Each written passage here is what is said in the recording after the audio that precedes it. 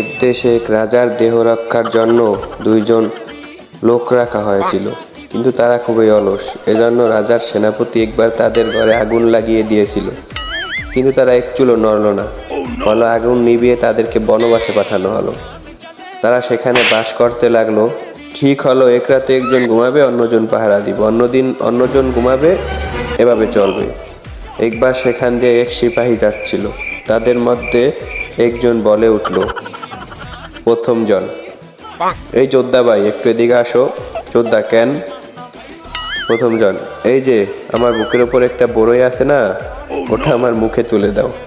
যোদ্ধা, তুই নিজে তুলছিস না কেন? প্রথম অলস, কে যাবে এখন হাত নেড়ে বড়ই মুখে তুলতে? যোদ্ধা, তোর পাশের জনকে বল। দ্বিতীয় অলস, আর বলো না ভাই, আমি পারবো না।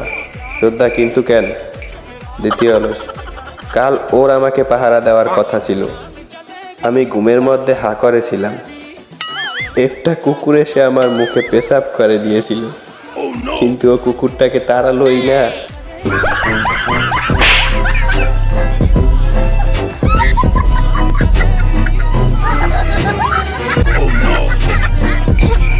ভিডিও ভালো লাগলে লাইক, কমেন্ট এবং শেয়ার করে আমাদের সাথেই থাকবেন। ফেসবুক থেকে দেখলে ফেসবুক ফলো করে দেবেন, ইউটিউব থেকে দেখলে ইউটিউব চ্যানেলটি সাবস্ক্রাইব করে দেবেন। ধন্যবাদ। আসসালামু আলাইকুম।